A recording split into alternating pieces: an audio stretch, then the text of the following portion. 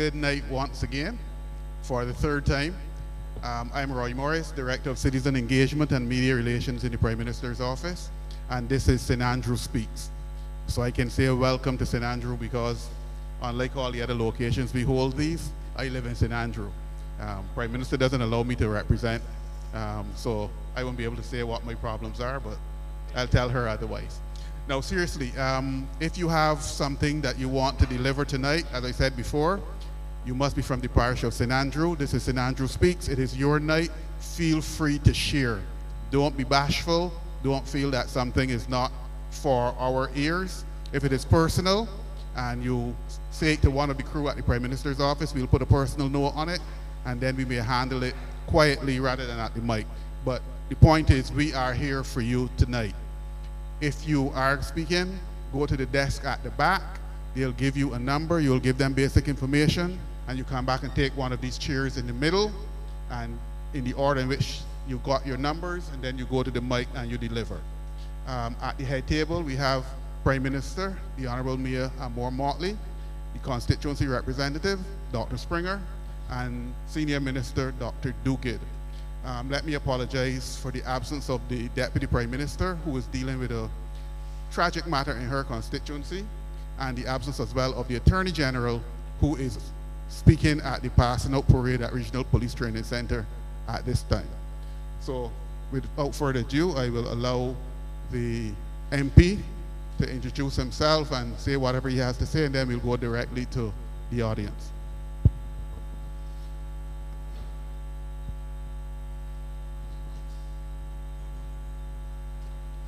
Good night, and thank you all for coming here tonight.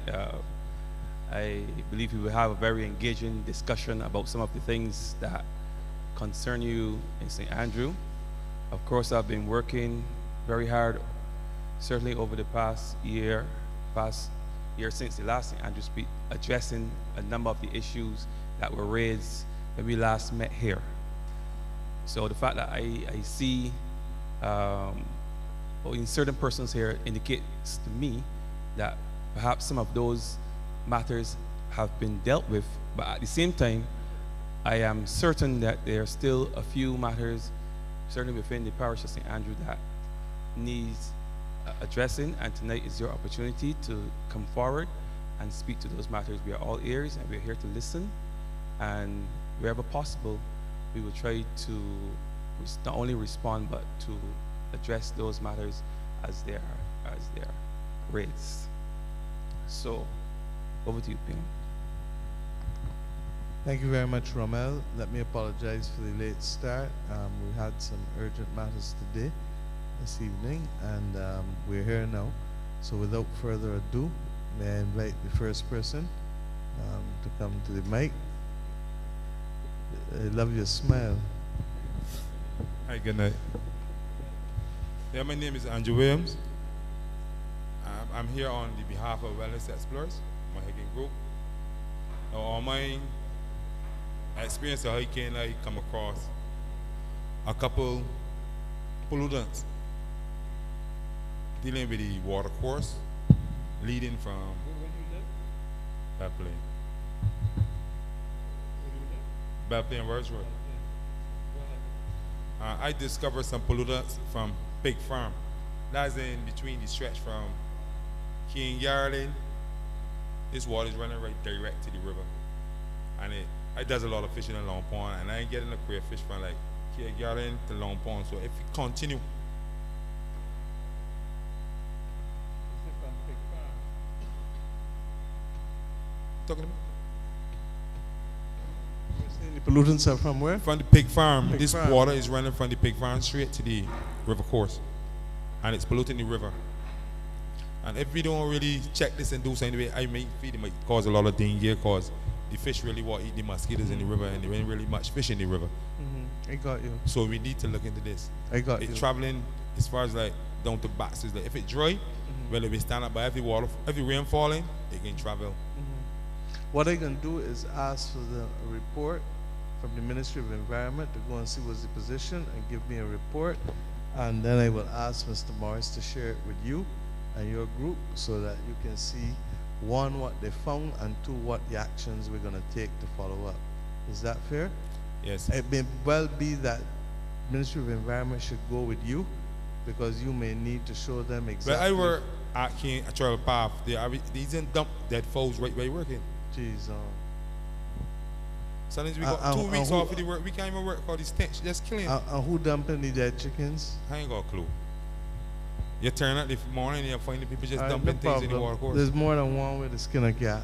You give us the information. And, okay. I won't go into that. And that's one.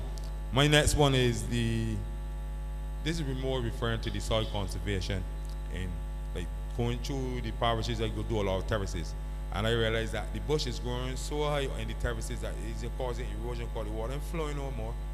And suddenly these trees growing at the river, just struggling to get through.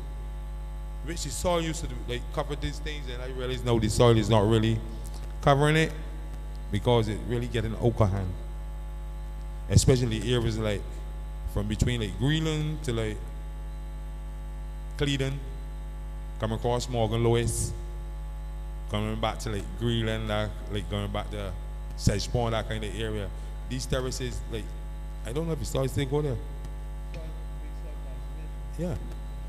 These terraces would be clear that you could just walk the terraces and you could get in and out, but no, they are just blocked right up. Is there anybody here from Soil Conservation? Mr. Morris? No one is here. This is the one meeting that Soil Conservation Unit should be at. So could you please get on to the phone and ask Minister where I wasn't repeating his name, where they are or where he is? Thank you.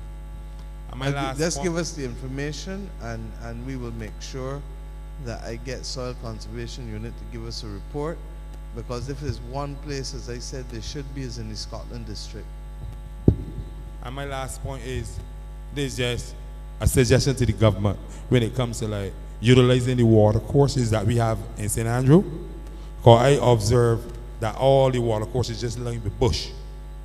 We're terminal or foolish trees that we ain't gaining nothing from. We talk about agriculture. I guess we can utilize the water on both sides, the land on both sides of the stream of the rivers. We got rivers from Cleveland, Greenland, Borden, Sedge Pond, Turnersall, White Hill, Highgate. Right round, when you go right round St. Andrew, there's rivers, there's water courses. And right now all I can see is bush. And this water that I just want to go in the sea, I feel the agriculture section should utilize this water we got on both sides. What I will do, we had a meeting today, and at the meeting was also Dr. Farrell from the Caribbean Institute of Meteorology and Hydrology, and he has been working with us, for example, to solve the problems in Montpoyer, and I think we're more or less there now. We're also looking at other studies. Wakefield, BRGIE owes me a report on Wakefield, and in addition to that, there are going to be other studies. They were just signing the consultancy now with the company out of Canada to be able to come in and do a groundwater assessment. But I will ask them also to take into account your points about the amount of water flowing through the water courses and how can we dam it and properly catch it to be able to help the farmers this side of the Or island. plant trees, or plant fruit trees. A combination of the two. And remember, haggis existed for that reason. And that's why we're trying to bring order back to haggis, because I remember as a child coming down here and being delighted to come down here because of all of the fruit trees that you would see bearing and in good condition. So we just need to be able to have a different approach again, and that's why I say I'm deeply disappointed that Soil Conservation Unit, Mr. Morris, Roy, is not here. Deeply disappointed, so I would like to speak to them separately. Thank you. All right. Thanks. Thank you. Thank you, Andrew. And let me say, these are the kinds of suggestions, Andrew, that your contribution, I hope others will come forward across parish by parish, because what you're doing is bringing local knowledge to merge with government policy. Thank you. Yes, ma'am. Hi, good evening. My name is Selena King, and I'm from Babylon Road, Balplain, St. Andrew.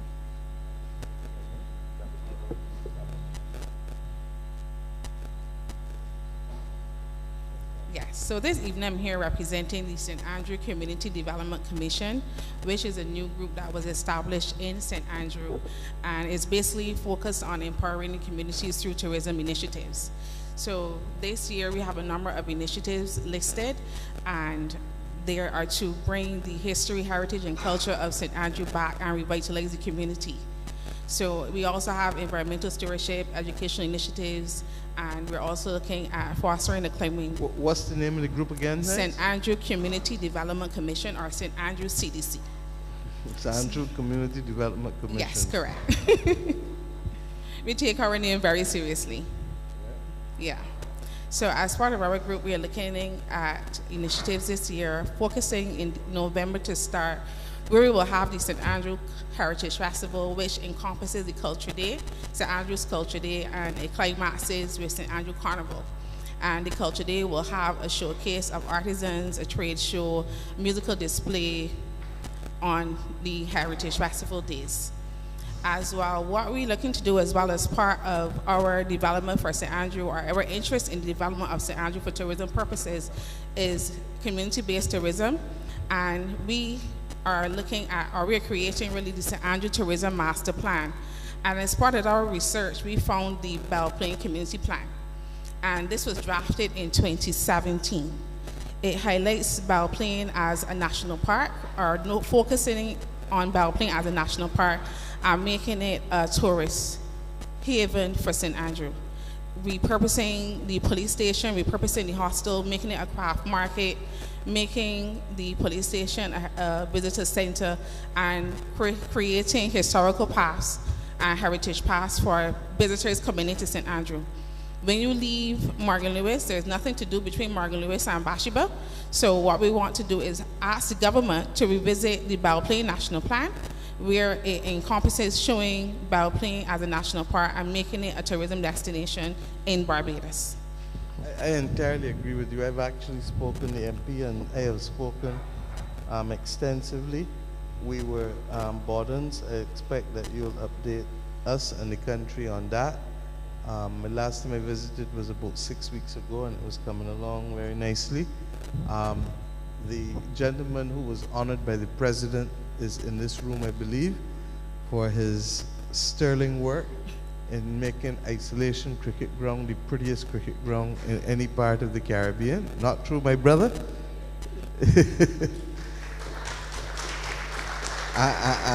And I maintain that BTMI and others need to use that as a location for a lot of our regional and international tourism games, because it is the most bucolic existence.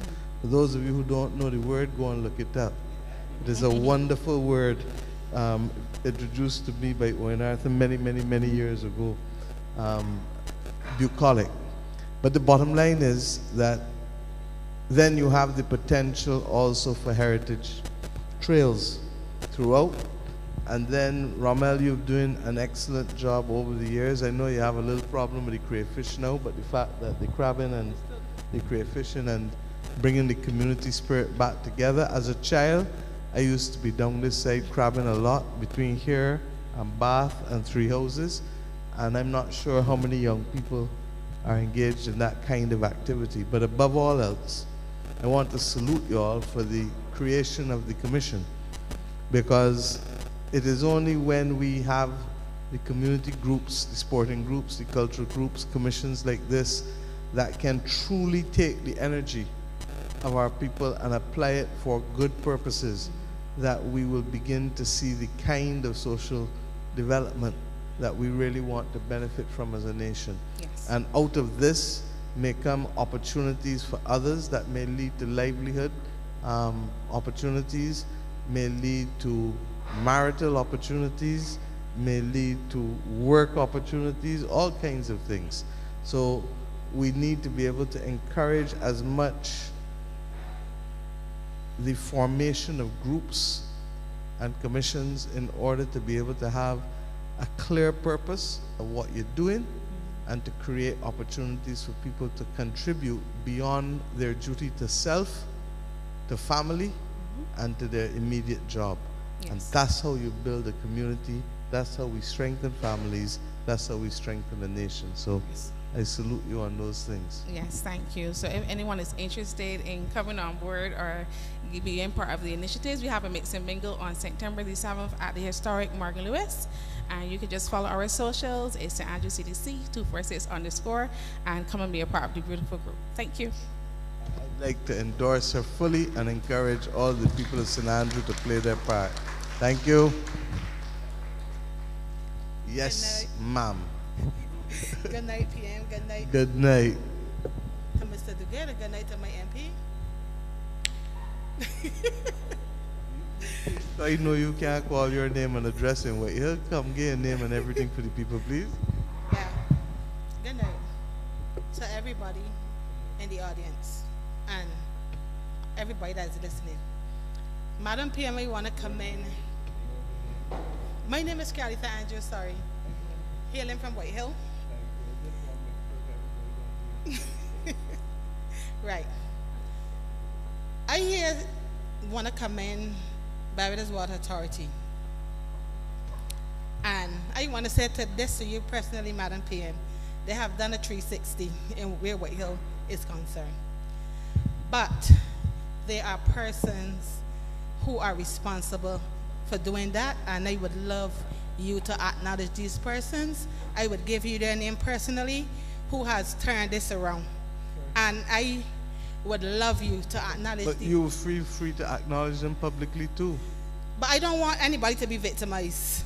So Lord. to They avoid can't that, be victimized for doing good things. to avoid that, I'm gonna give you the list of the names that I think that they need to be recognized. No problem. I would even be happier if you wrote me a letter with their names so that I can pass it on and take the appropriate action to commend them and congratulate them. But there was nothing wrong with you calling the names because they can't get victimized for good work. Because, I mean, when you don't have water at 4 o'clock and you can call somebody at their home and they answer you, if they are not, I think they need to be recognized. And you know, for years I've been complaining, and it's like, it's not 100% there, but I would say 80% there. It's a drastic improvement. I must hand it to them. I want to thank you for being willing to highlight the good, because in our society too often people only stand up to complain but do not encourage. If we are to nurture people, we need to encourage as well. So but I think you know me to be that type of person. I know, and that's why I'm happy that you've done it. When it's bad, I speak about the bad, and when it's good, I commend the good. And reduce it in writing for me. All right? Yes, I will. This sanitation department, we are having challenges with the garbage pickup because there are the problem with the truck. I would like you to order 2 trucks for St. Andrew, because every time you call, they're saying that the trucks and the terrain. So I'm begging you to order 2 trucks for St. Andrew, for the St. Andrew and St. Thomas, got the same trucks that work in St. Andrew, work in St. Listen, Thomas. I hear you. Look, we've been having problems. I spoke to the chairman up to today. The reality is that even the trucks that we had already ordered and paid for, there's a delay in delivery. And that's why you keep hearing me talk about supply chain, logistics, and the disruption globally. These things find a way of presenting themselves in ways that are inconvenience to us. And I give you the assurance that in addition to the ones already procured, that the government will ensure that the SSA can procure additional trucks. And that's what we're working to do now. I know that there's some other issues that they're seeking to resolve. And believe you me, this is a matter that is engaging our attention fully and will subject to the delivery, because the other thing that I learned in many instances is that, particularly with the old Mitsubishi trucks, you would buy the trucks one place, but the back part is manufactured in another continent, and then you have to be able to have the time to put all of them together. That is why I think in the past you saw them get some other ones that were available that were not Mitsubishi. And I've said to them, look, in an ideal world we might want to get electric trucks, but in this case, no, we need trucks. And buy what you can, and then we will work on the transitioning at the later stage, or look at biofuels as a means of ensuring that there's cleaner and greener energy with respect to the SSA. Okay? So it is going to be still a little rough time, but between what they have, the numbers on the road are better than they were 2 weeks ago.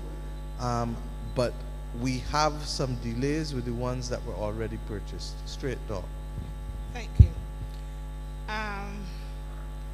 The bush in Whitehill is terrible. So, as a resident of Whitehill, you had to drive my MP with a test of this in the center of the road. So I took the initiative to start a community group where the resident came out, coming out on weekends. The name of the community group is Whitehill Community Group. And we start the bush in the area on weekends. We did bush in the area. And I want to say publicly thanks to my MP to assist us in like getting water and stuff for the guys on weekend, because there are people that don't work. There's challenges, financial challenges for everybody.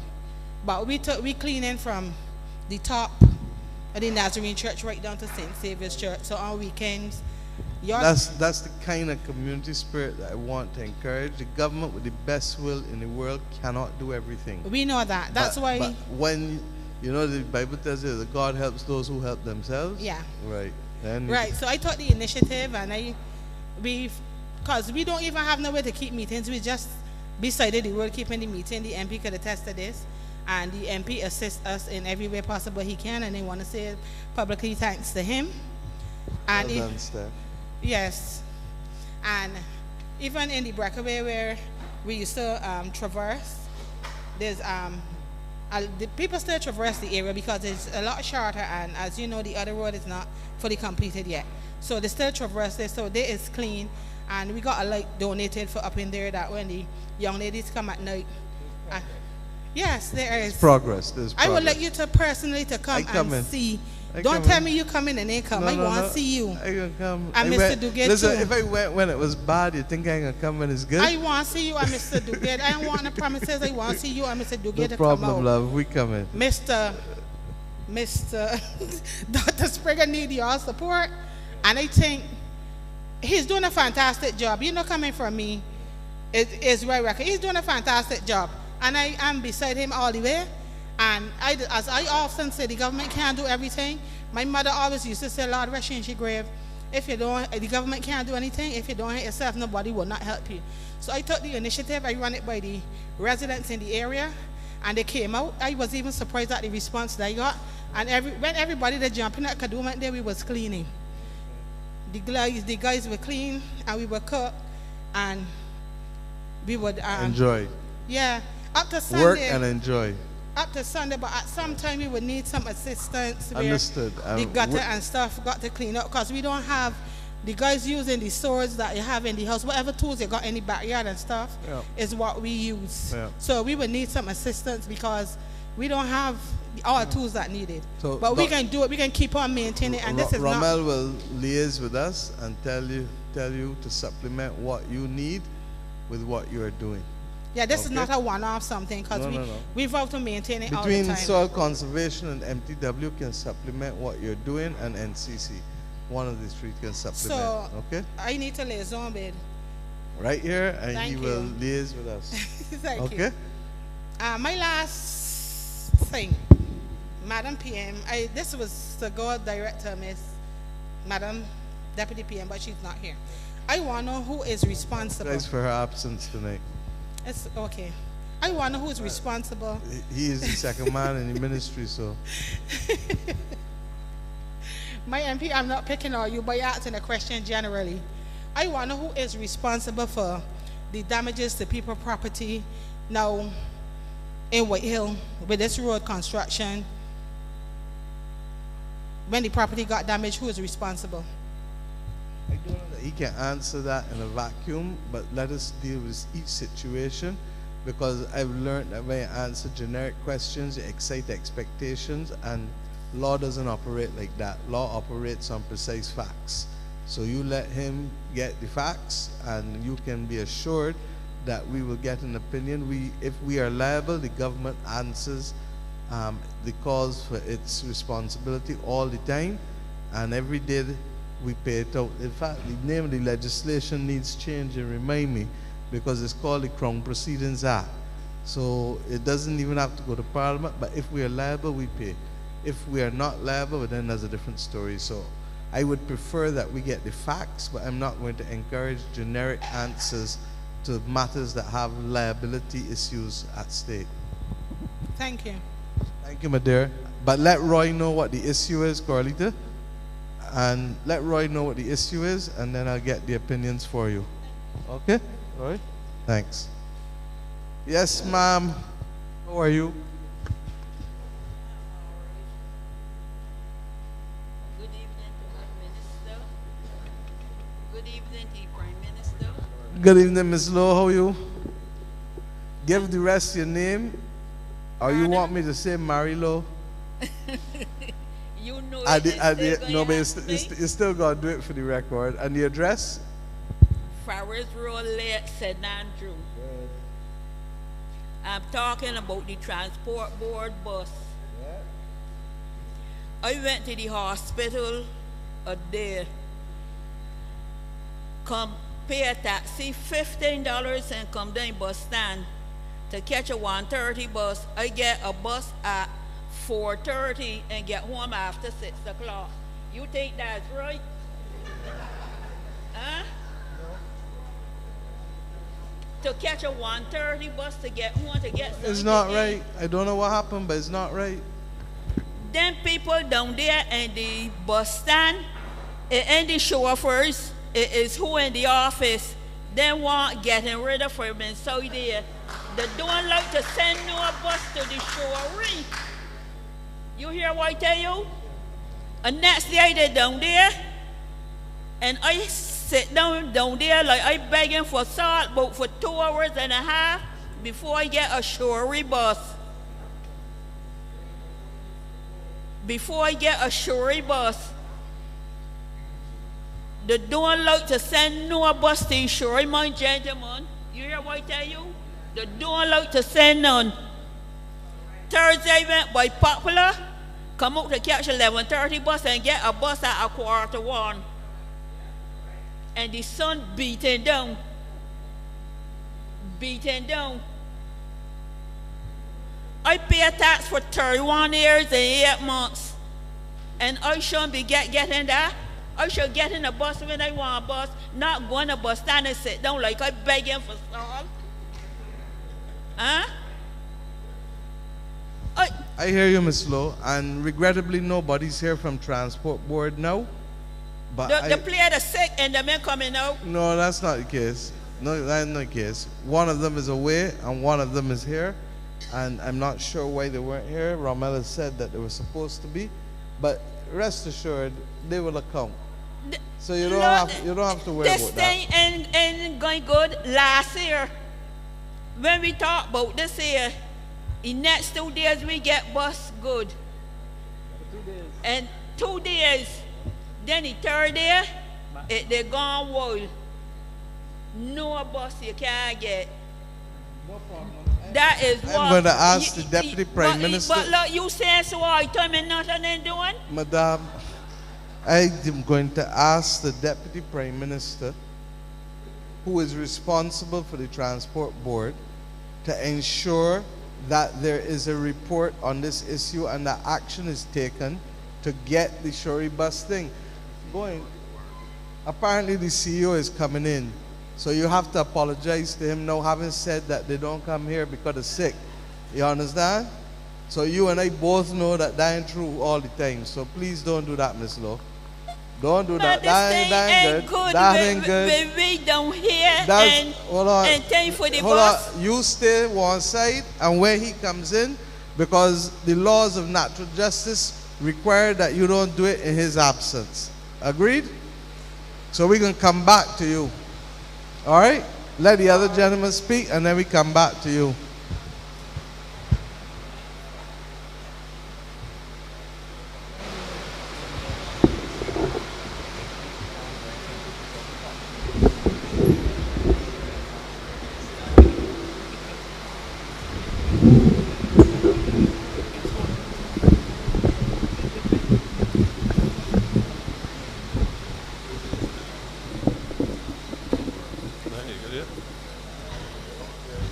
Yes, sir. Good night. To the head table and the Prime Minister. Ruben City, Shuri Village. Ruben City, Shuri Village.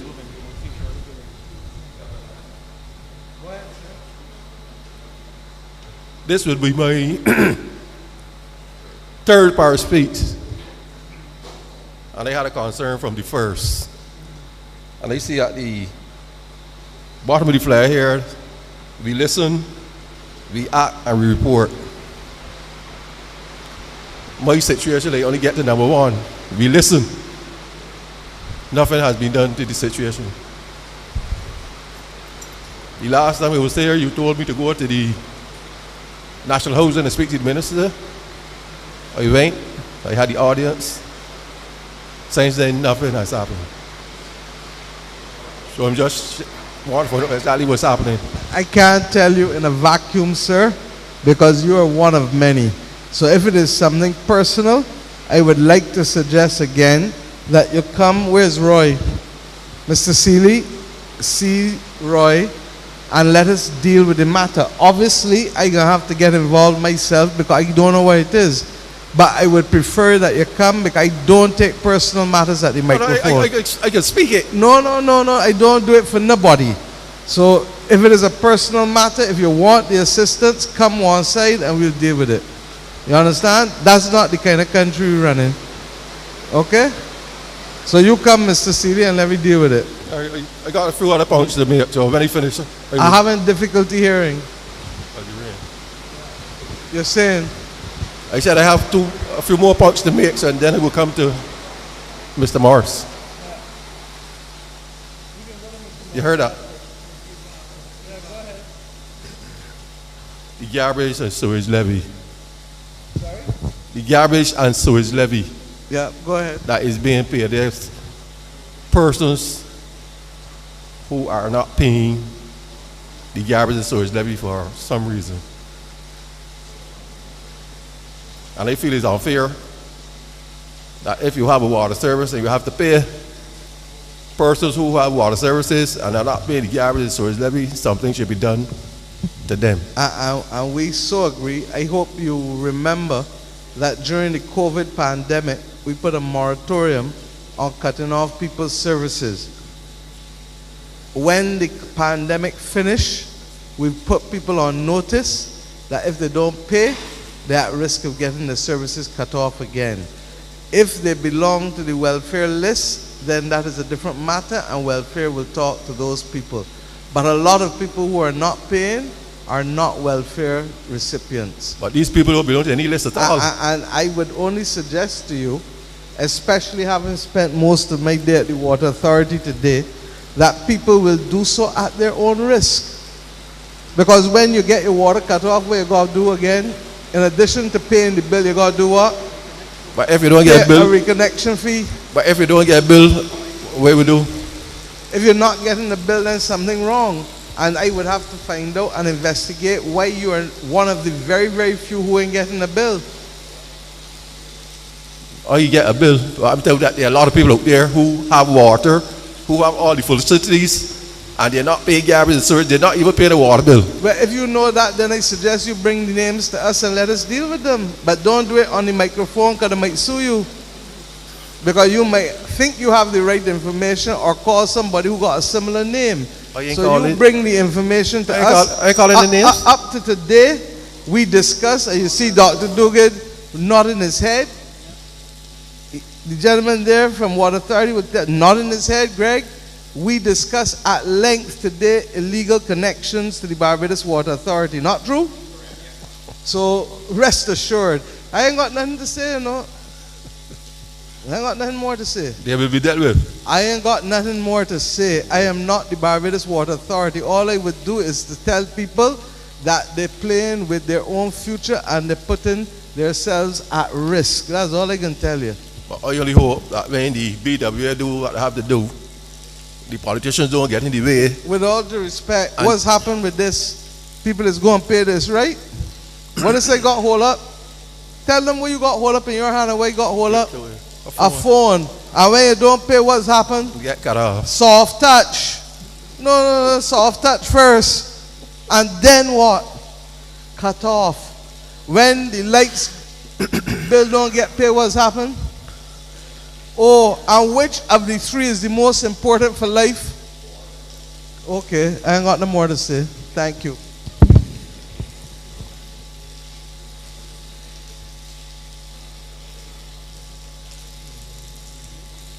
St. Andrew does not have a resource center. We are talking about getting people to the age of technology and IT and such like. We have a situation at the Ada Costa Irish Primary School where they have a IT lab. And for some reason, it's not being utilized by the Ministry of Community Development or whoever is responsible, so that persons can get exposed to IT training. I think that we can finally see the Chief Education Officer here. She is a very reasonable lady, and I'm sure that she can have discussions with community development, who are the ones who typically provide the IT resources, the labs, the computer labs. But at the same time, I've made the point over and over, and let's be real. We have schools in every community almost.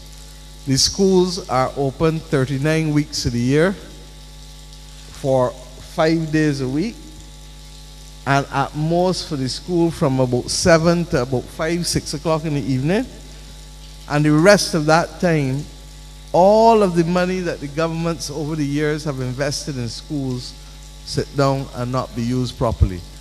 For the umpteenth time, I'm going to ask that we have community engagement with our school premises. But you see the commission that formed earlier? We need strong community groups, commissions, whatever you want to call them, to be able to help take responsibility for manning these schools and centers outside of the normal times of work that would come 8 to 4, 8 to 5, 8 to 6. And if we can get that, then we can start the process, particularly with the community centers in terms of community divestment, but with respect to the schools, community access. And if we can have community access agreements with groups taking responsibility, then we can do a lot more. Okay? Definitely. And particularly with the IT, before when the community technology program started, there used to be big desktops. The truth is now, you can easily have a series of laptops that are locked up, so that when the school is functioning, community development got their own cupboard, and they can go and take out their stuff when it comes time for them to use it in the evening or on a weekend. Agreed? Yes, sir. So I will hope, Mr. Seeley, we can put that in place so that you will at least smile for that. Power Speaks. I wish we had Power Speaks every week in St. Andrew. If you come down Farley Hill, no bush on the sides of the road. Greenland, the lights working. Shorey Village, the gutters clean. Bell playing. Players clean. So I only hope that it continues after tonight. I suspect that this week was not the first time it happened, Rommel. You want to speak, please?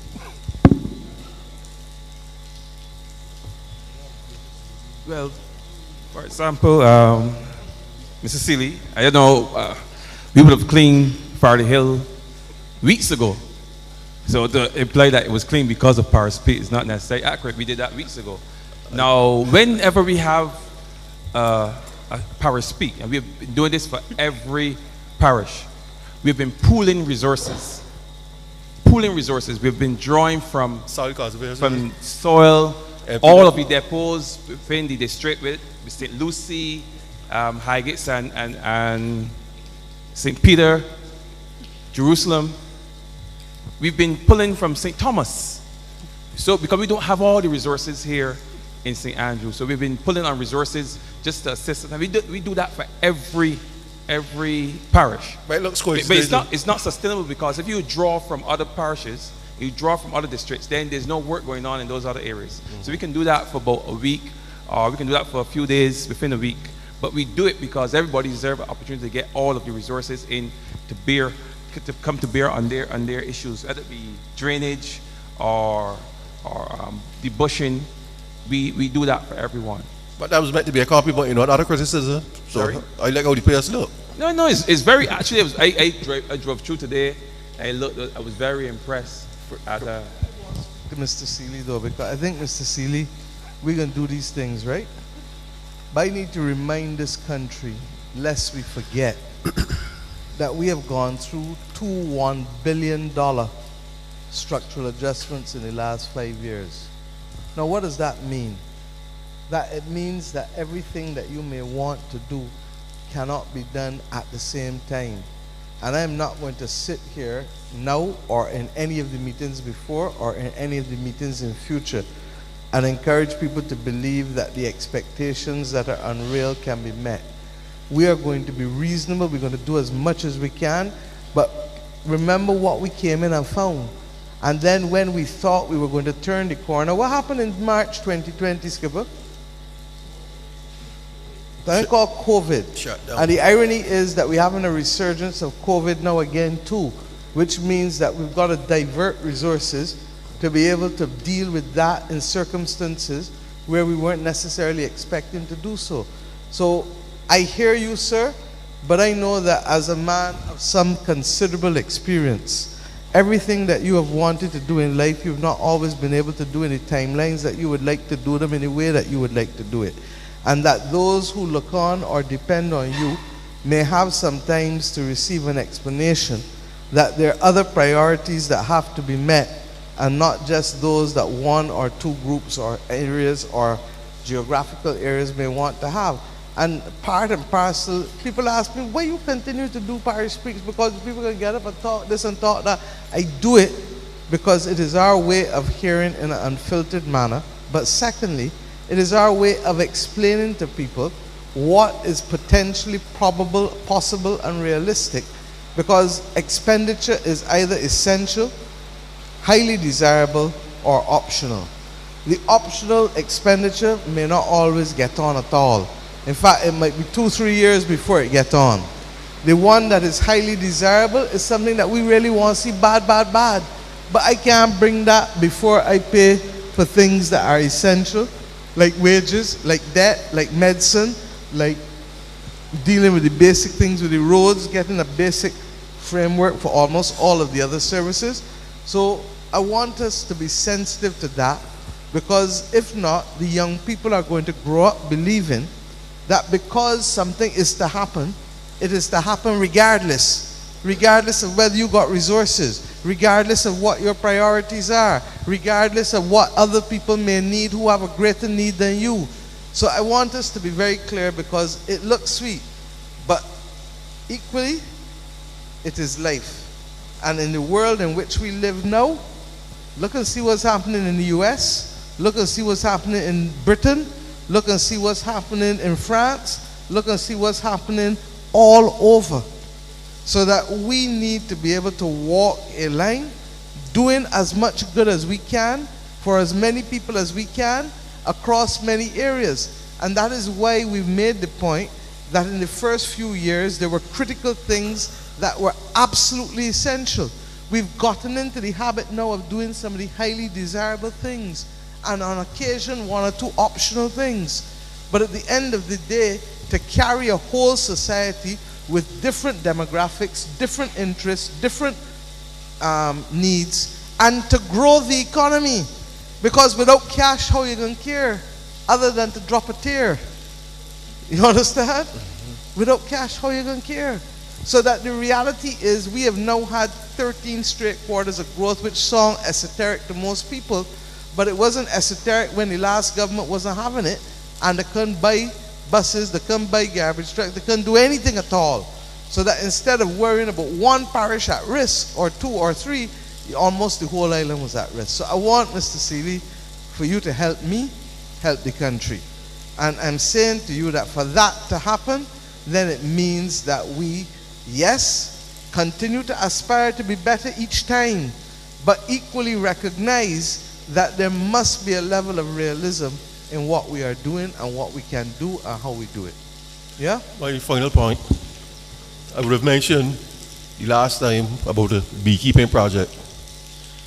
I realize now that the area, somebody like I've gotten a license either to grow medical or some other kind of stuff out there. So that part we have to go somewhere else now and look to see what's happening. There may be other areas, but I'm not sure the location or the activity. But if you speak to Roy, as I said, government has a considerable amount of land. We've made it a habit of leasing land to people to do farming, not just in the Scotland district, but all over the country. And the truth is, as I said, we have a beekeeping program that the Ministry of Agriculture had launched some time back, Roy.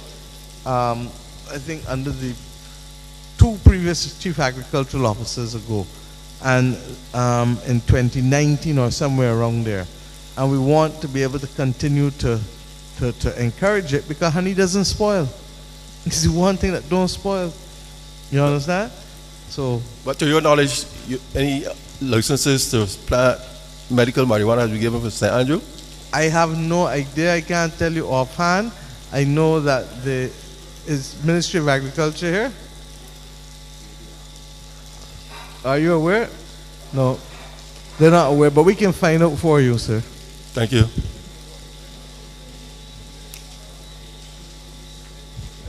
Hold on, Roy wants to tell you that there's a meeting here on the 20th of August for agricultural projects. Go ahead. Yes, on August 20th here at the Allen School, the Ministry of Agriculture Soil Conservation Unit is going to have a town hall meeting to discuss with residents projects that they have for farming in the area, or to hear from residents what they would like. So if you come to the school here on the 20th, you should get a chance to be able to pitch your own project.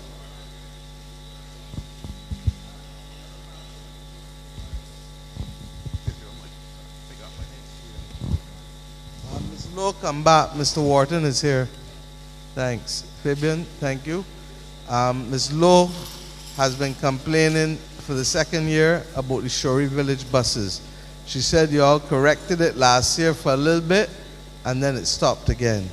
So if you can just help us with an answer to that. She said that up to this week she had to wait over an hour and a half for a bus, and she gave a previous time, which she did not tell us when it was, that it took her from 1:30 to 6 p.m. to get from town home. Right, Ms. Lowe? Does that adequately represent what you said? Yes. Okay. So I'd like to ask Mr. Wharton, because we heard you last year, we heard you this year, Mr. Wharton, Shorey Village, and the other transport issues for St. Andrew. Thank you. And bearing in mind that we do have buses coming in about 6 months' time, it may not be an immediate solution to you, but like with the trucks and everything else, the lead time in order to be able to buy these things, nobody got equipment, nor buses, nor pumps sitting down waiting anymore, and you have to be able to put down the money and then get the time. In this instance, it'll be predominantly a donation, although we will buy some too. And then up to today, we had to talk to Water Authority about keeping things in stock because of that complete change in people holding parts or pieces of equipment or vehicles. Please. All right, good night, everybody. Thank you, Prime Minister. My apologies for being late. I was actually called at the board dealing with the matter. St. Andrew is one of those speaks that I make sure I come to, because I come down here regularly. I'll be back down here next week for crabs. But I want to say to you and everybody that's listening in St. Andrew and the entire island, is that first and foremost, the board has been forced to prioritize the way it's delivered its service. Number 1 priority, schools. Number 2 priority, rural Barbados and all routes where there's no other form of PSVs on that route. So in other words, to put it in layman terms, where they got the minibuses and ZRs, the only mode of transportation is the transport board. And then thirdly, rural Barbados that also has PSVs, and 4th, all other routes. Right? Let me start by saying that. is school. All other routes afterwards. Not crossing you, is school and open school shut. And we should get them bus properly. No, ma'am, that's not what I'm saying. I'm going to address your issue one by one. Yeah? What we have done is that we have dedicated significant resources to St. Andrew. One by force and one as a result of customer satisfaction. And I should say customer dissatisfaction, right? By force meaning you are all aware we have had bridges in St. Andrew which are no longer usable. So that impacted upon services at Shorey Village, which resulted in us using resources to put in a backstairs service, etc., right, to get people in so that we don't have, because when we first did it, the Shorey Village bus came into backstairs, turned around, came all the way down to Whitehill, turned around, and went all the way back up, and we recognized that that took almost an hour. That added a time on the running time on the bus that was not acceptable. So we came up with another solution, which was to move people at the top of the hill. We dealt with that. That was not working well. The residents complained. It was not cohesive enough. So we determined that we were putting a backstairs service. We have St. Andrew Church. So if you're in, my memory tells me that you are in the Lakes area, if my memory is right. Because you reside in the Lakes area? Lakes, right. My memory is good then, on that point. So you would have access from the St. Andrew Church. You have you're further down? No, not St. Andrew Church. Which one are you in? You only have access from Shorey? So you know where you are exactly in Lakes then. So you only have access for the Shorey Village bus. The Shorey Village bus, as you know, comes on the half hour. You are also aware, half hour meaning half hour, every hour is the scheduled service. So in other words, it's on the 12:30, 1:32, 33:30. Not saying, just give me a minute, not saying that that is what happens, right? That is a scheduled service. Now, what you must recognize. What you're saying, it comes on the half hour every 12:30, hour. Every hour. 1:30, yes. So every one hour. per hour, but on the half hour. Correct. And in between there, we have the St. Andrew Church, and we have also now extended the Sturges to take some pressure off to get people out. So, I just explaining something. It's a total. I know that everybody wants what they want, but we have to understand the total scenario that the board is faced with, to understand where you may encounter a challenge sometimes and what we are doing to address it. So I ask you to bear with me to explain, right? So normally during school time, there will be challenges between 2 o'clock-ish because we are sending the resources into the Alene school, right? And if you remember, Alene School also has some challenges. We went in there, we did a lot of work. We recognized that some of our timings were bad. We recognized the units we were using were not the best. So we placed all the electric buses and the best of our diesel fleet, which are the retrofit buses, into the school. Alene School is totally fixed. We spent a lot of time. I myself personally sat down unknown to my staff and watched the operation. And by doing that, we start to pick up little issues that needed to be corrected, and we did that. What happens now, though, particularly at this time of the year, you are also going to get some impacts because all of the electric buses that we have, except the 2 that came in January, February, arrived in Barbados between July and September, in that range, which means it's the time for inspection. What we have to do is strategically pull buses out in order to make sure that when we get back into September, we can maintain the level of service that we have. So you may have a situation, and it doesn't happen every day, you may have a situation on an on-off occasion where you may attempt, because we are sending certain types of vehicles into St. Andrew, where you may attempt to board a bus at 1:30. If you get in the terminal at, say, 20 minutes to 2 and you miss the 1:30, there is a high probability you may not get the 2:30, but more likely than not, you will get the 3:30. That is what happens. You will have, I am not saying to you it's going to happen every single day without fail, but I am saying to you that is what happens as per the norm. So I cannot tell you what your experience was, but I'm just explaining to you how this happens. The other thing is that because of the distance from Bridgetown to St. Andrew, where you have, if you have any issues in terms of the bus if the bus breaks down, the bus has a fault, the electric buses have like what we call faults. So they're highly computerized. If it's a fault, to protect the $700,000 investment that the government has placed in each bus, the driver would not move that bus if a fault code comes up. So the time it takes between Bridgetown into St. Andrew or anywhere on that route to fix that problem, to replace the unit, is also expensive when compared to other routes. So these are the little nuances that we have to deal with on a daily basis in order to service St. Andrew. So when the additional buses come, Correct.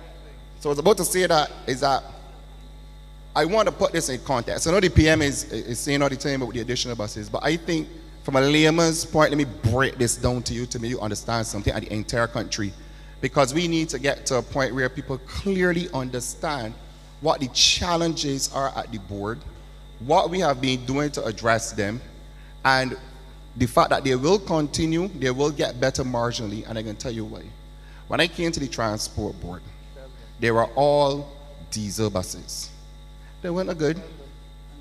They were about 40, 45, and the majority of them wasn't working.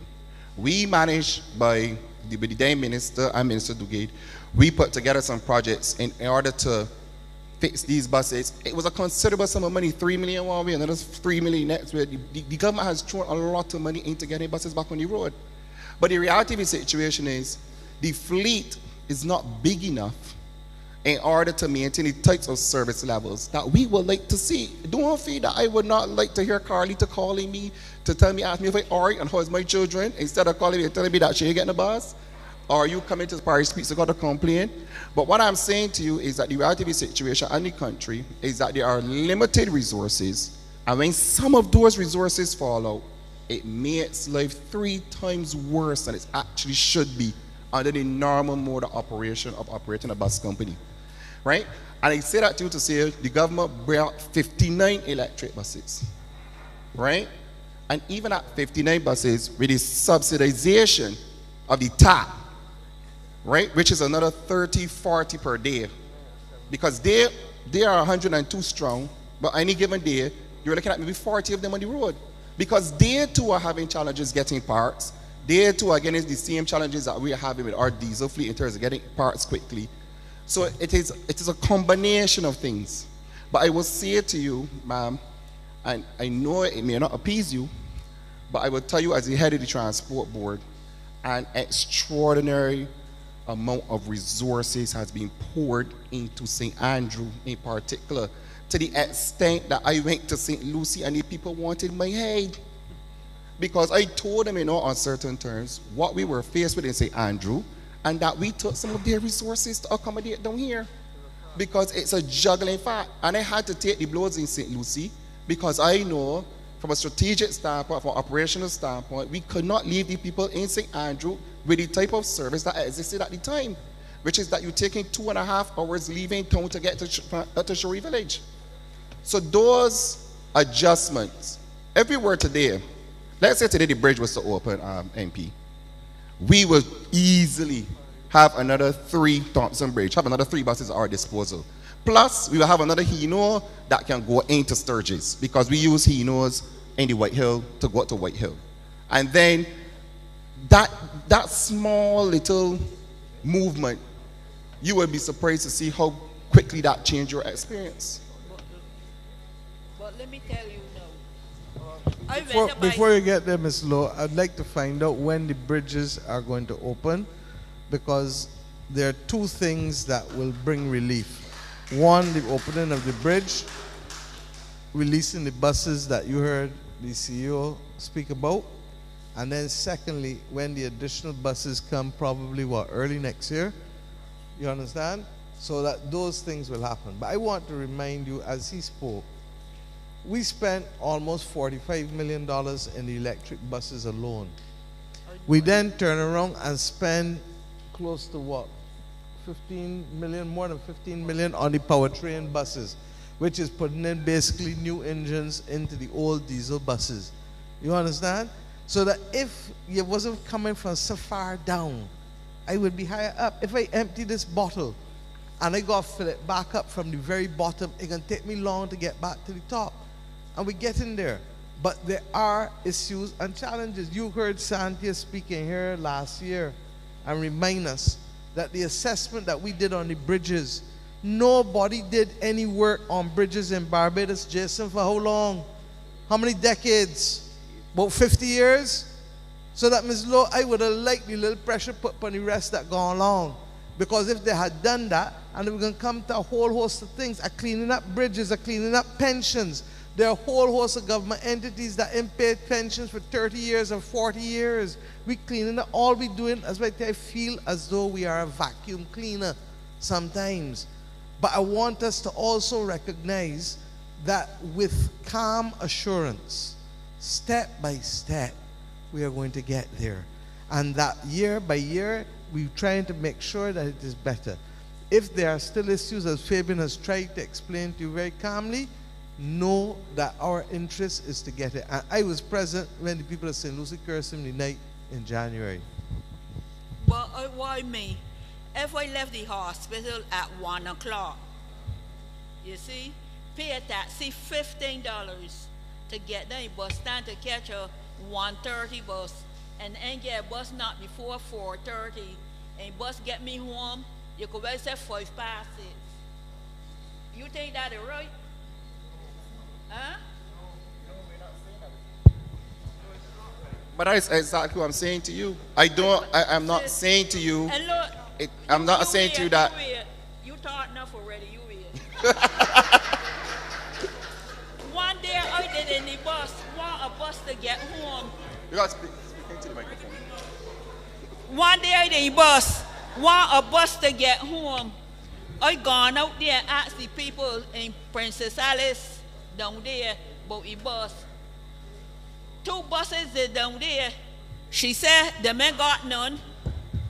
I said, I mean, the men got none and 2 buses down there. A gentleman did a talk and he hear my mouth. He said, lady, what problem? I said, look out there, so number 7. And you going to see the people that they are waiting for the Shuri bus. He said, there is a lot of people in truth. And she going to tell me they ain't got no bus. A gentleman tells she send a bus to Shuri. This bus got to hold herself. And when it going to hold herself, it ain't got 2 bodies in it. You hear what I tell you? 2 bodies. Or something 1. Something 2 or 1 body. A gentleman tells she send a bus to a gentleman tells she send a bus to Shuri. No, and I get in the same time out there. Did she send it? She had to send it. Good. But this happened recently? Late last year. Okay. And that's what I figured. And I get in the bus out there. You can't get in out there. I said, all you got to do, come and take me out. All you got to do, but I think, you see, you reported something that happened late last year. Fabian is trying to deal with it. It going on this year too. But that's why I ask you. But I ask you that. Going on this year. But I just ask you. And you may I stand. With all due respect, madam, you can't come out just like that. They got others in front of you. From 1:30 till 4:30. Okay, we hear you, Ms. Lowe, but we also know it's 20 past 8 and I got public servants here. And we've heard you. It's the same point over and over. I empathize. I hear you loud and clear. And more importantly, Fabian has heard you. In fairness to him, he has explained, and I know that he got licks in St. Lucie for it. Because in St. Lucie, he admitted taking buses off the service in St. Lucie, remember, Roy? And bringing them to the people of St. Andrew. Sometimes in life, and that's why I say we got to bring our experience to bear. I ain't got as much experience as you. But what I do know is that every day the sun don't shine, and every day the rain don't fall. And what we have is a management at the transport board that is trying their best to bring it about. Now, and to bring the relief to you. If they still have problems with dispatching buses, that is something Fabian can deal with. Okay? We've explained to you that in this time of the year, because they're going to be registering and inspecting the buses, you're going to get a diminution every day because they're going to send them up at the licensing authority. With respect to the issue of the additional ones coming, we've told you that just hold tight and you're going to get more service there.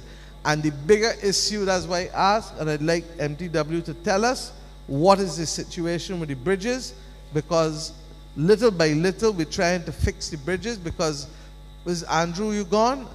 You talked about all of the water courses, and the mere fact that St. Andrew encircled with water courses mean that you more than any other parish dependent on the bridges being fixed. So what we had was multiple problems coming from multiple directions and multiple ignoring of the parish for way too long. And that is in spite of the efforts of the last member of parliament, who, to his credit, asked over and over and over for help under previous administrations, and regrettably, the most help that has been brought to fixing bridges has been in the last few years. Not true? Rommel? MTW, you want to speak? Hello. Baxter's bridges get buses twice before we get one. But he's hearing you. He's hearing you. I thought we same situation. No. You let the others come first, ma'am. You can still talk after. But there are others in the line before you. All right? All right. Relative to the bridges in St. Andrew, currently we have a $100 million US project ongoing. We have the Chinese who are the main contractor. We are currently reviewing a number of bridges. They are under design at the present moment. One of the bridges we have material is being shipped to Barbados, which should be arriving in September of this year. So we can start. It's at Bruceville. That bridge is to start sometime later on this year as well. But we have a number of bridges which we're looking at. What's the timelines for them too, Jason? Because it's not only when they're starting. There were some you were working on. Are those finishing? And then the ones that are to start, how long are those likely to last for? Because what you need to do is give people reasonable expectations so that people can plan out their affairs. Well, to be honest, all of the other bridges, like, okay, Bruceville, the design is done, so that is to start this year. There's Babylon Road Bridge designs. All the rest of the bridges are still being designed. Babylon Road, as I said, Babylon Road Bridge, Mason Bottom, St. Simon's, Trail Path, and Dark Hole. Those bridges are all ongoing. Those are the priority bridges that we're looking at. But there's some other bridges that we also have to design, like Bawden's Bridge and some other locations. Can't remember all of them right now, but all are being designed. They're going to take, in terms of construction, they're going to take probably at least a year to construct, and that's where we are right now. That is after the designs have been done and the tenders have gone out. So that just because the design is done doesn't mean the bridge can start tomorrow, because you got to go to tender to find out who's the contractor that can build it. You understand? Go ahead, Let me just speak to, I'm going to speak to the bridges. Thank you, Jason. The 3 bridges that were closed in St. Andrew recently, but I just want to respond to what was discussed between Ms. Law and Fabian. And Fabian, I respect what you're doing. I understand what you're saying. But I believe part of my role as MP for St. Andrew is to bring the situation as it appears on the ground. And the situation on the ground may not necessarily be the situation that you're familiar with. Because even as we speak, there are persons in the bus stand waiting for a bus, watching you, listening to you. And there's been no bus for the past 2 hours, even as we speak. So the situation is real. I wanted to share that here, that sometimes it may be human folly. We know we have issues with the buses. We know we have issues with the shortage of buses, both in TAP program and in our own fleet. But sometimes it may very well be human folly. And I think that is what most people in St. Andrew believe. That is human folly that has resulted in people in this part of Barbados suffering for so long. And that is what we have to fix. You can fix the roster, you can fix the schedule, but we have to fix the human folly that occurs in that bus stand, not those 2 bus stands every week.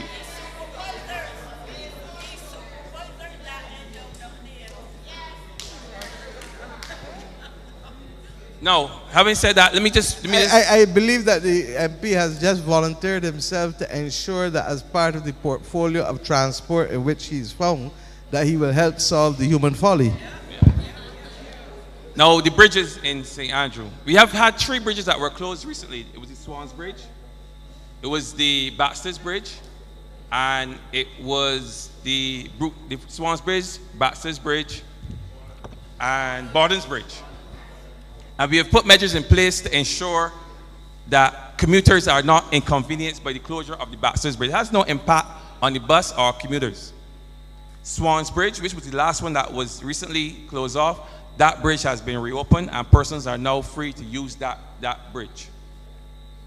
So it leaves just one bridge in St. Andrew that is closed right now, which is the Bruceville or the Baxter's Bridge. And what we have done, we have put a link road so that persons who are driving can get in and out of that part of St. Andrew with ease. It was a mud road. Then we upgraded it to a mar road. And then we further upgraded it to a BRGIE or paved road. So that road is now in use. So persons are using that road. Of course, the buses are not using that road, so you will still have the issue with the bus. But that bridge is scheduled to start. We are waiting approval of the method statement as well as the design for the footpath. Why we have not demolished the bridges yet is that we do not want to create a situation where persons do not have access from Baxter's to Bruceville. We could demolish the bridge right now, and we can start when the bridge that we have imported from overseas comes on September 11, which is the date that it is slated to come. We can do that, but then persons will not be able to walk across the bridge as they're doing now. So we are holding on the demolition of the bridge until such time as we know that that bridge the bridge deck is on island, which should be within another 4 weeks or so, and then we could commence work on the demolition and the civil works as it relates to the footpath and the actual reconstruction of that bridge. I cannot give you a timeline because we have learned, one thing we have learned in the Scotland district is that anything that can go wrong tends to go wrong. If it's not the weather, it might be the geology of the Scotland district where we have challenges with the soil type. We have the fact that there's no rock in this part of St. Andrew, this part of Barbados, there's no rock. There's absolutely no rock. So we have to dig until we can find hard or firm soil. And that is a challenge in itself. So building a bridge in St. Andrew is far more difficult than building a bridge in, say, St. Michael or St. Peter, or any other parish in Barbados for that matter. So that's what sometimes you see it's taking long. It's not taking long because we are lagging. It's taking long because we are doing all the necessary preparation work to ensure that everything is in place for the roads, the bridges to be built and built safely and built properly. But rest assured, we have worked on 2 of those bridges to ensure that they can be used, and we are doing our utmost in the ministry to ensure that the 3rd bridge can be used and can be back into use maybe as early as next year. Our date that we have is March of 2025. We hope to complete it before then.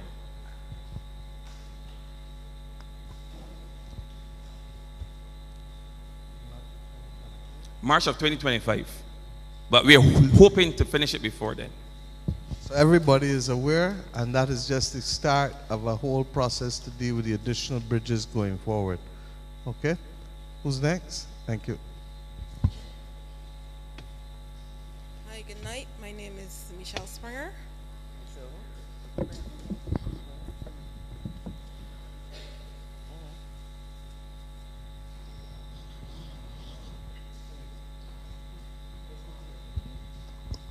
I just wanted to assure the MP for the area, I don't know which service he's referring to, but I am in contact with the terminal. There has been a 6:30 bus to Shorey, and that is BM30. My staff are also watching, so there is a 7:30 bus that departed at 7:30, that is BM125. And the 8:30 bus to Shorey at the moment is delayed by about 15 minutes. Thanks. Was referring to St. Andrew's Church bus though, but thank you for the update. Thank you. Where do you live, ma'am? Babylon Road, St. Andrew. Babylon Road. Continue, thanks. First, I'd like to say thank you to the government MP for the works that are being done.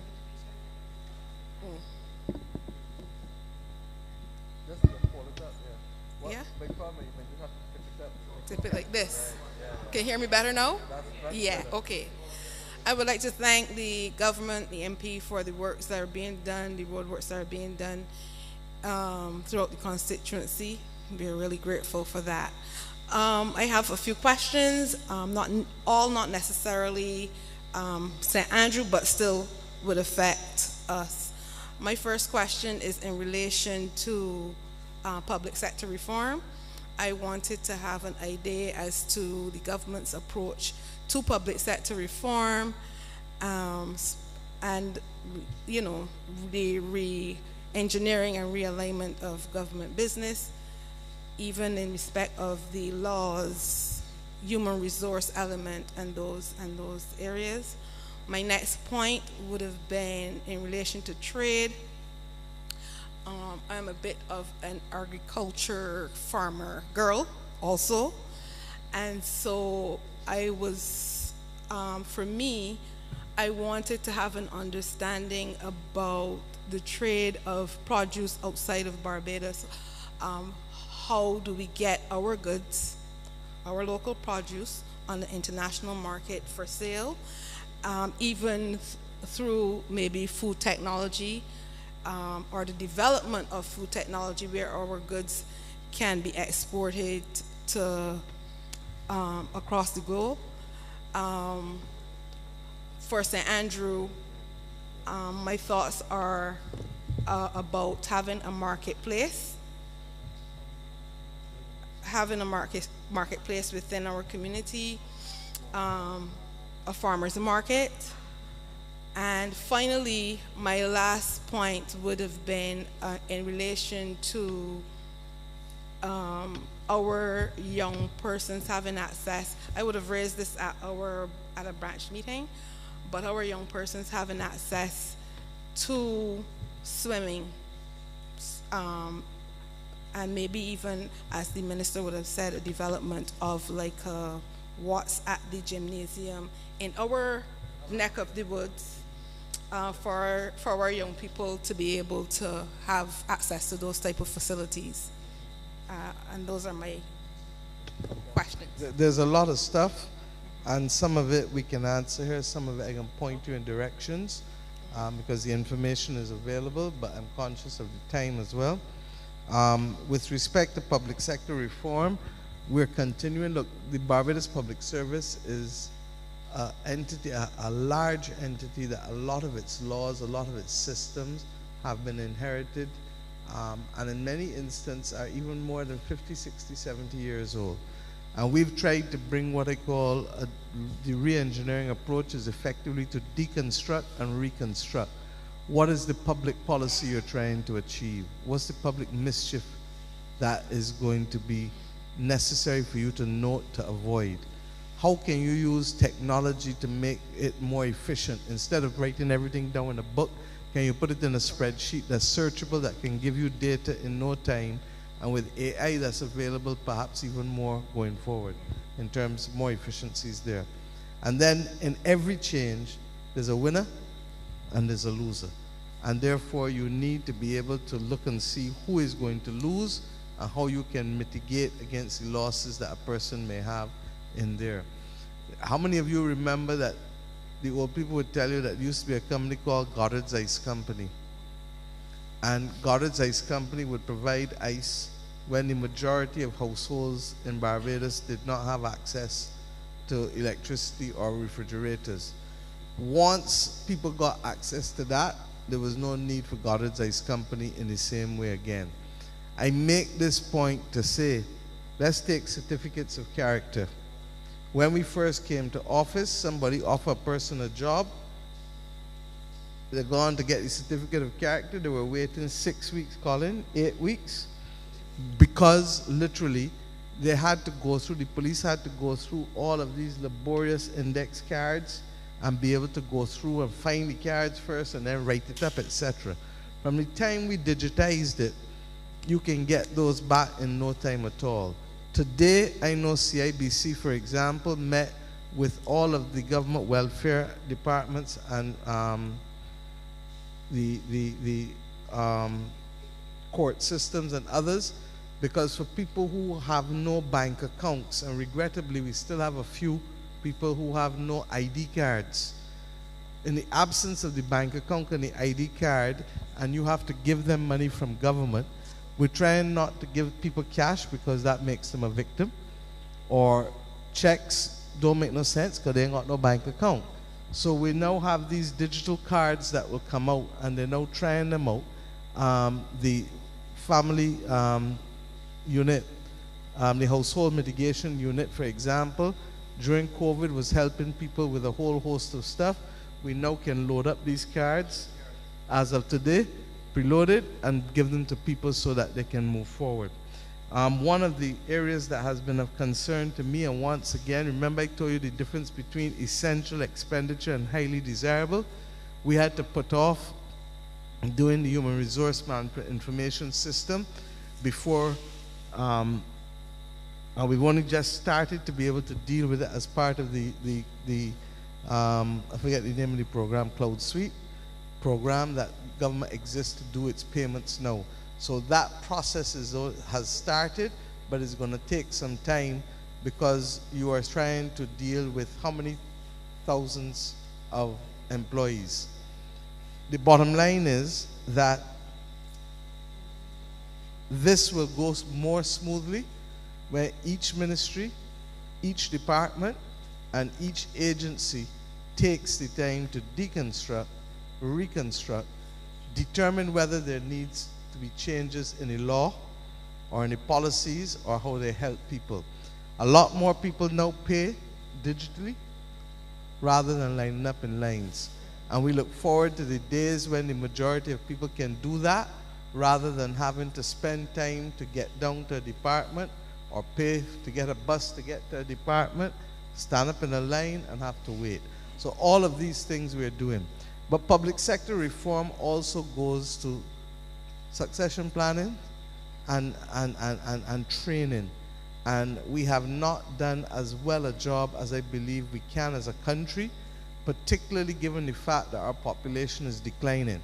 So that there are a number of areas, William and Rommel and the others, Colin can tell you, in particular Colin, because he's in Minister of Labor, where there are a serious shortage of skills in this country. And that's why we try to do the Construction Gateway program. That may be at the lower level, but the truth is that we still have a shortage of engineers, a shortage of project managers, a shortage of quantity surveyors, a shortage of people dealing with matters pertaining to the regulation of electricity, matters pertaining to aspects of very technical areas in government. And then the problem is that because there is a shortage, if people can get a corresponding job in the private sector or in regional entities that pay much more, it compounds the shortage. Not true? And we've seen the shortage in terms of nursing as an area where people train, but if they can get opportunities overseas and be paid more, some of them decide to go, not all. But we have to come to the realization that we have to train with a view that there will be an exodus of people all the time, and at the same time we got to bring in the skills to offset the exodus so that there are people here. Minister Blackman can tell you that if you go across other parts of the world, he was our ambassador in Geneva and worked extensively with us in opening up our relationships with Africa.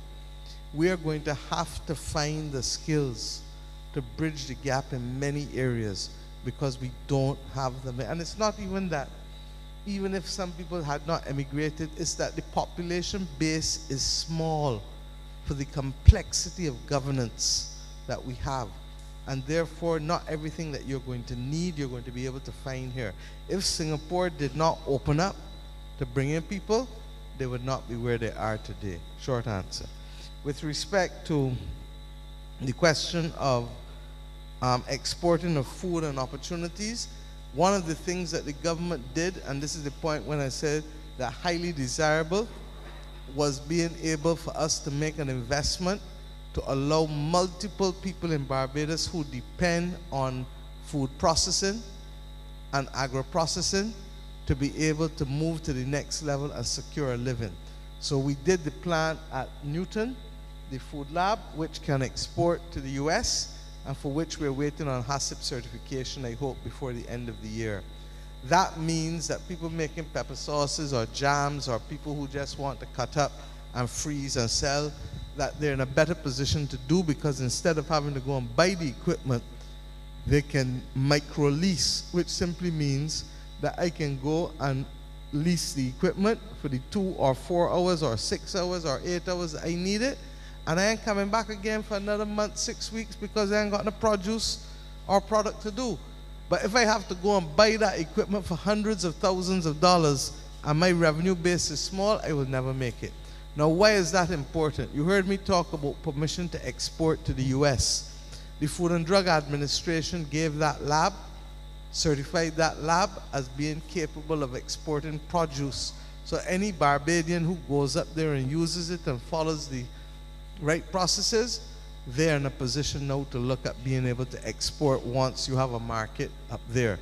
By the same token, Export Barbados is looking to aggregate, to collect, because it don't make no sense everybody got a different brand. So you know the company Grace Candy, you go in the supermarket, you see Grace Candy products? You know that Grace Candy don't grow nothing. Really. So they buy from you, aggregate everything, bring it all together, process it, and put it under a single brand. And that is where we're trying to get more and more of our farmers to agree to be able to enter contract buying arrangements, so that that 4-letter word, glut, G-L-U-T, can be removed from our language, because we have the pack house already at Spencer's. We're looking at the possibility of other pack houses, and we're also looking at the fact that you can access chilled areas even now, because the private sector has chilled areas that we can access to be able to keep some of our produce fresh and ready for thing. So where is Barbados's competitive advantage in exports? We don't have to do everything here. We may be able to import some, we grow some. But Barbados has, to the UK, almost 30 flights a week. Panama doesn't even have a single flight to London. So immediately, those cargo holds, other than the suitcases, going back up what? Empty. And therefore, perishables can be literally exported. There was a time when I was a student in London, you go to Selfridges, they had a trademark sweet potatoes, and a next trademark Barbadian sweet potatoes. And you had to pay more money for the Barbadian sweet potatoes than you had to pay for the ordinary sweet potatoes.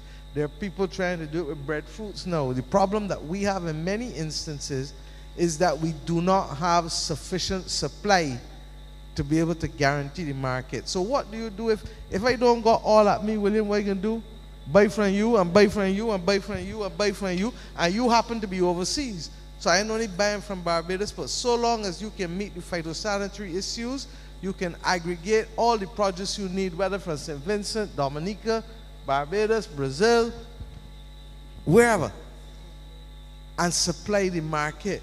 But what has to happen is that we have to get out of our comfort zone to be able to go on that route. Our problems with agriculture will be challenged a bit, but not insuperable, not inconquerable, challenged by the climate issues. So one part of the year you got a drought, and the next part of the year you got what? More rain than you want, and more rain means pests and other things apart from the immediate consequences of flooding. So we are also going to have to find ways where, yes, we continue with open field agriculture, but more and more people will also have a percentage of what they do will have to be probably in greenhouse type facilities in order to get it. As it relates to the swimming, once again, that's one of the areas that I would like to be able to ensure that before 2030, that we have enough, we grow this economy enough that we can afford to make sure that every Barbadian school child can be taught how to swim. You cannot live on an island and not be able to swim. We need to be able to allow our children to swim. Mercifully, we don't hear about as many drownings. Let me get some wood to knock fast of school children as we've heard in the past.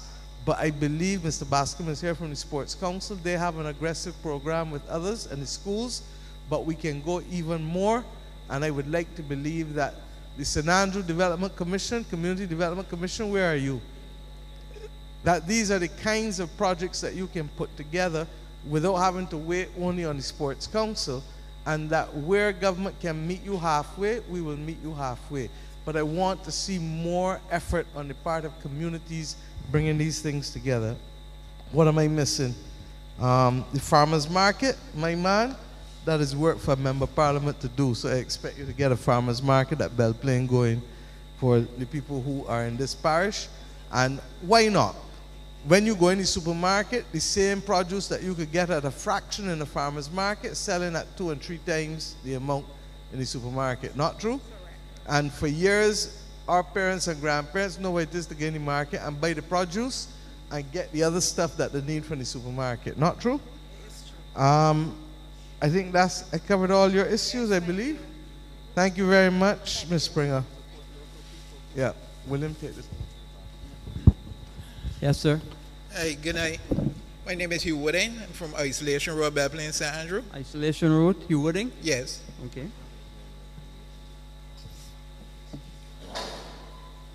Go ahead, Mr. Wooding. Well, I have a problem with the road coming down Fardy Hill.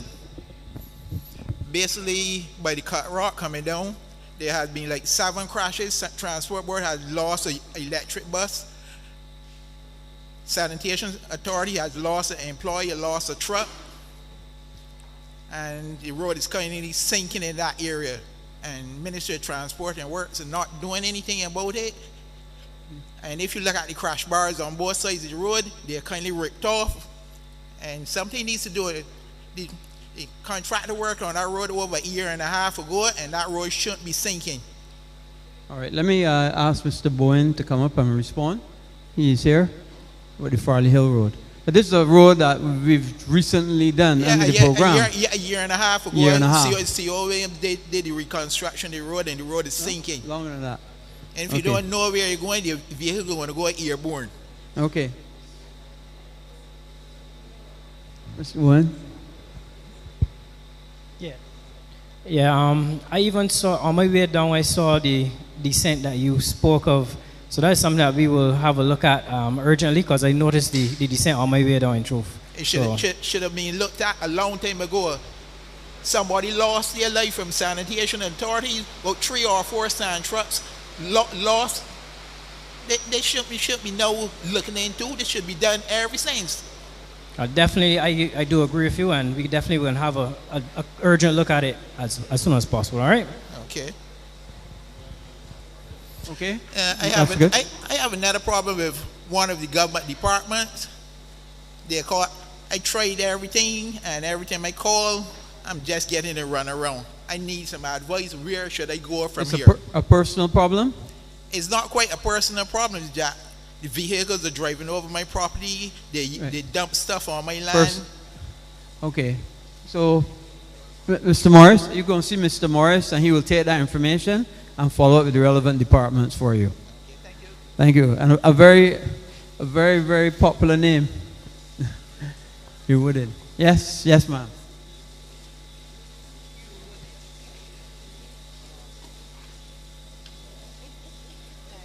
You might want to pull the microphone down a bit. Yeah, thank you. My name is Rachel Devenish. I didn't hear Rachel. Rachel Devenish. Devenish. Yes.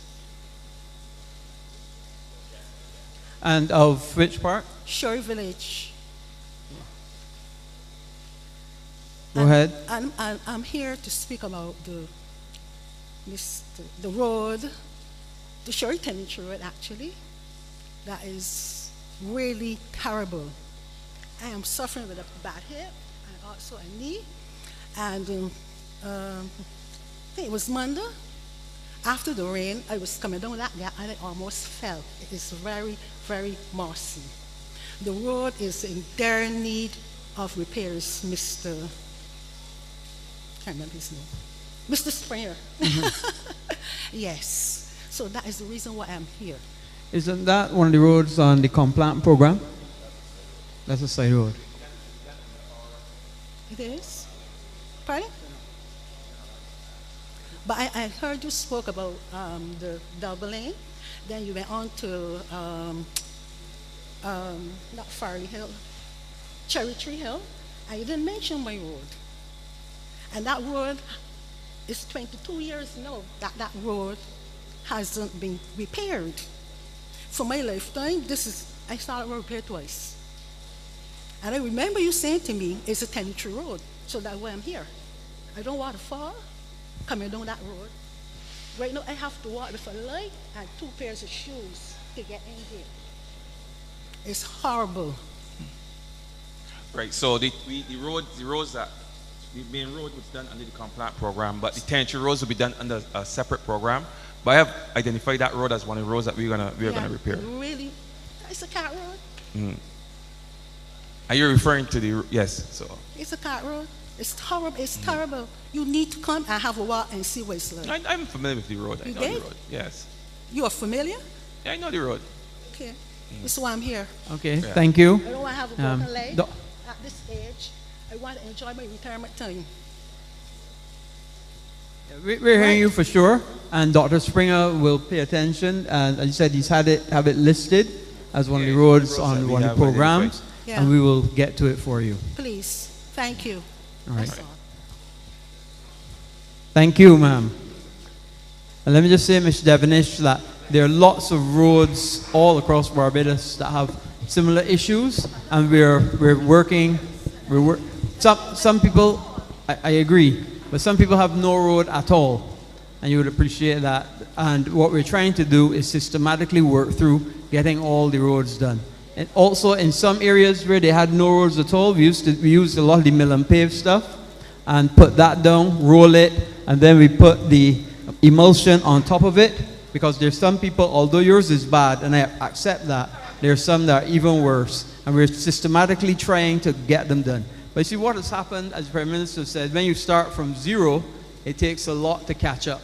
So we've been playing the catch-up game, and we are making an impact on the roads, because everybody would agree that the accelerated mill and pave program has been paying dividends. So that has impacted. But now it means that the expectation for the minor roads is higher, and we'll work on it for you. All right. They're not going to hear you, but I thank you. Thank you, Ms. Devonish. Yes, sir. Your name? Hi, good night. My name is Richard Brooker. Brooker? Brooker, yeah. Brooker. St. Simon, St. Andrew. All right, so basically, my reason for speaking tonight is to highlight the plight of the residents at King Street, St. Simon, St. Andrew. Most of them are not here. I think that's probably due to built up frustration. But I'm still going to canvass on their behalf. Basically, we have a breakaway in the road in King Street, St. Simon, St. Andrew. We've been toiling with it. So is the road down to one vehicle at a time passing because of the breakaway? Yeah, the road is down to one vehicle. Right. There's slippage on the cliff side. That's the ridge back. The saddle Yes, back. yeah. Yeah, because remember it's very deep, deep fall off. Right. But we looked at whether we could, if that's when I was the minister. Right. We looked whether we could put gabions, but it was so deep, it was difficult to get the gabions.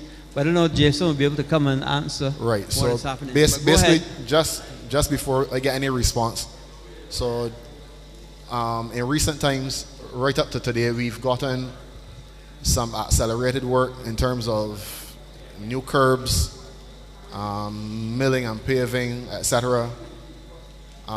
Further up the hill, and we're very thankful for that.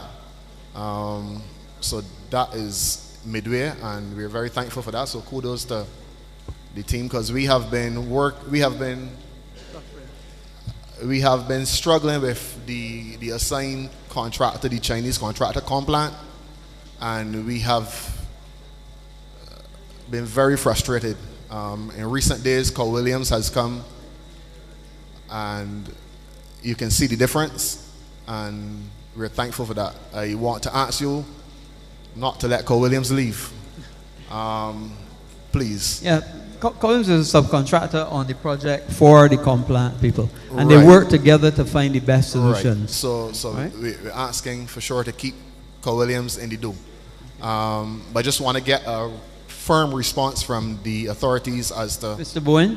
what is the position in terms of the rail breakaway and the bottom of King Street.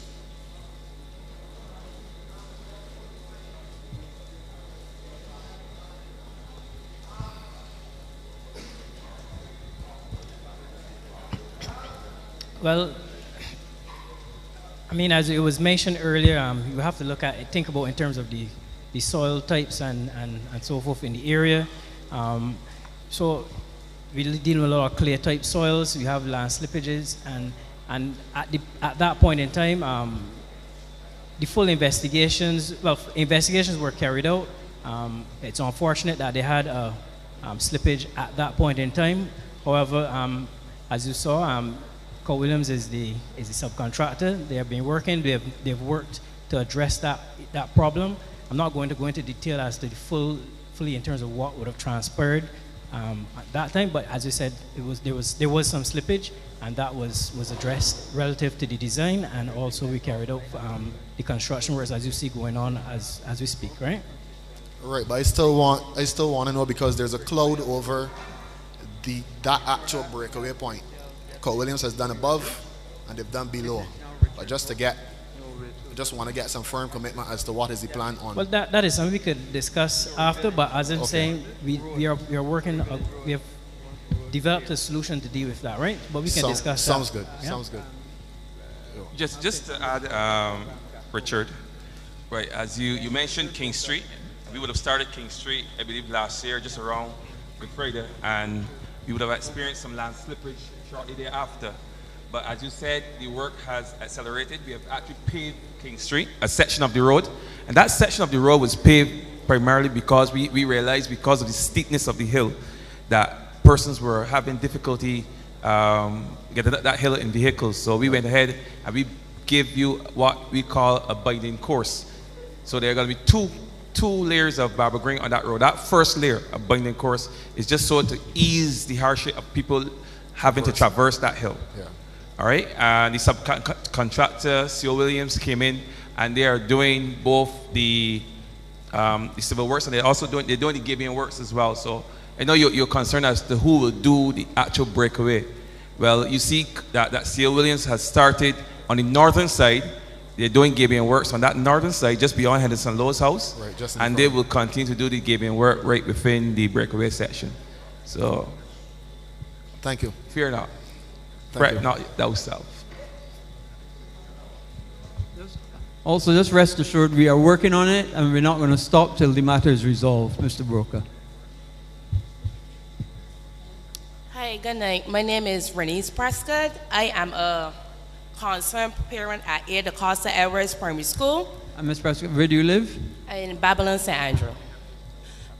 Earlier this year, I had reached out to the relevant authorities to get the pastor done at the school for the kids so they could play sports. And nothing has happened. That was, as I said earlier this year.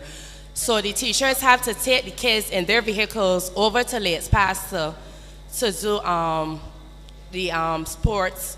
So we did not participate in sports this year at the stadium because obviously the children didn't get to train. I reached out to the Soil Conservation Unit to get the pastor graded.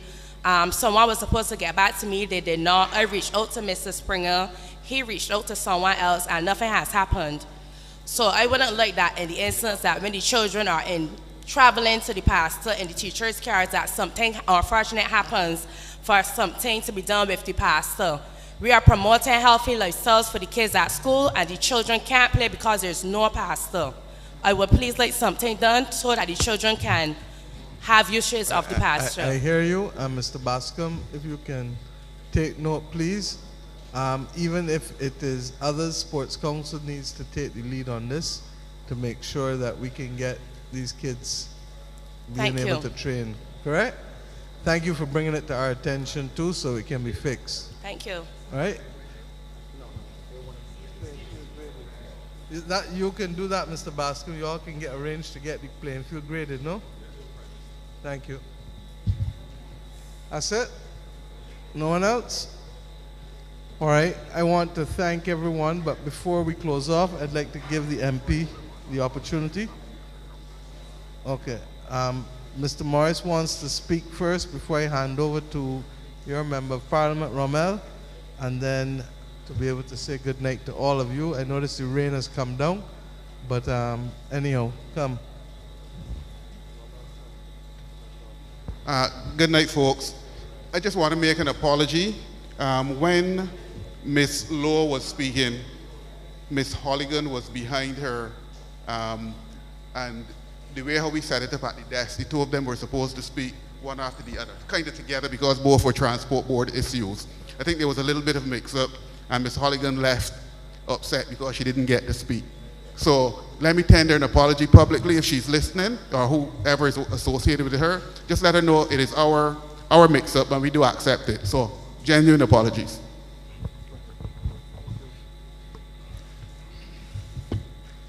I see our member from the PAC is trying to make your way to the front, but I would speak on your behalf.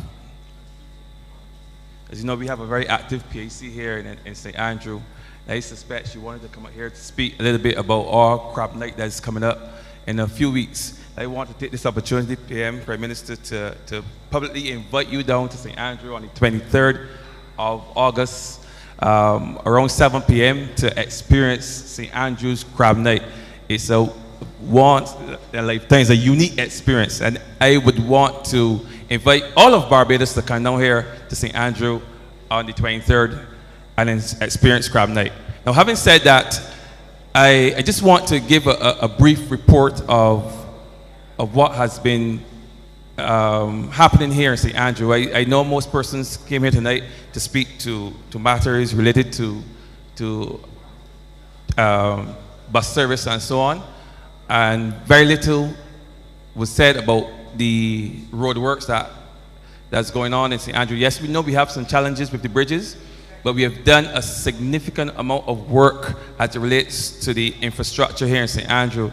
The footpaths have been done, a number of roads, all of the side roads over there, we are working on. What has not already been paved is scheduled to be paved, if not tomorrow, then on Friday.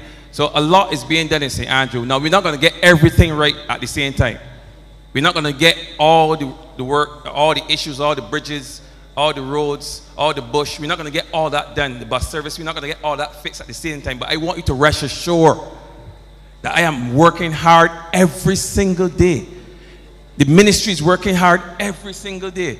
This government and this Prime Minister is working hard every single day to ensure that a better life for persons, to ensure that persons right here in St. Andrew have access to all the amenities, all the benefits as anyone else in Barbados.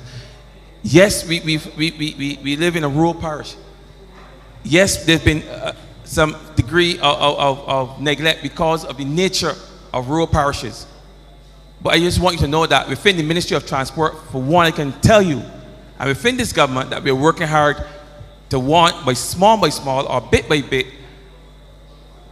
address all or most of the problems that we have here in St. Andrew. So with that, I don't know if the Prime Minister wants to wrap up, but I would turn over to the Prime Minister. We're working hard on your behalf. No, I just want to thank the Member of Parliament and to thank all of the departments.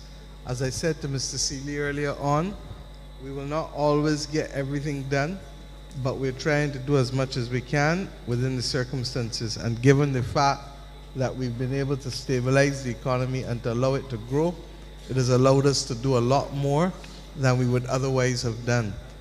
The concerns as it relates to the buses, Rommel, you are in the Ministry of Transport. I am giving you specific responsibility for dealing with the Transport Board to ensure that your constituents are not unfared, but more importantly, to ensure that the Ministry of Public Works can get on and complete the construction of Bruceville Bridge so that we can free up some buses, and the combination of freeing up those buses alongside with the new ones that we're buying, but with the best will in the world, and that we are receiving as a donation from the Chinese, those are not going to come before February, March, April next year.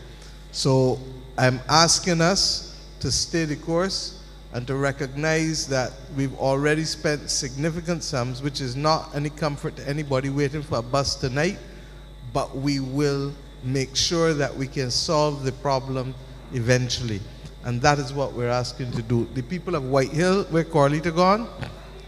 Thank you. Corlita, you all waited 9 years. 9 long years. And eventually we told you, the first time I came down there in 2017, I told you that it would be done. I would have loved that it could have been completed within a year of coming to office, but that was not to be the case, both in terms of physical resources as well as money resources. But I asked you to stay the course, and I asked you to believe that we would get it done. It has been done. For the other areas in Scotland District, that not just St Andrew, but across the Scotland District, that have been neglected not just for a few years, but for a few decades, I'm saying to you, this government's commitment is to do one by one by one by one, and as the old people taught us, one blow is do what? Kill all cow. So I believe we can get there, but I'm not going to encourage people to believe that it can happen overnight, because I'm not a magician, the government is not a magician, and we can't twiggle our nose like Elizabeth or Bewitched for the older ones among you and make it happen. So thank you very much, and I look forward to working with you. Chief, I believe that we can also make sure that the repairs for here are done at the school, and that those be done as a matter of urgency to be completed. And for DaCosta Edwards, similarly, the community access program, let us treat, particularly since St Andrew does not have a resource center, let us treat this as an early pilot with the Ministry of Community Development, Youth and Sport to be able to get some kind of limited access program going with the assistance of the Member of Parliament and other community-spirited people in the neighborhood. And finally, get home safely, because the rain has started to fall, and I don't want anybody getting into any difficulties on their return home. So thank you very much, everyone. Have a good night. Take care.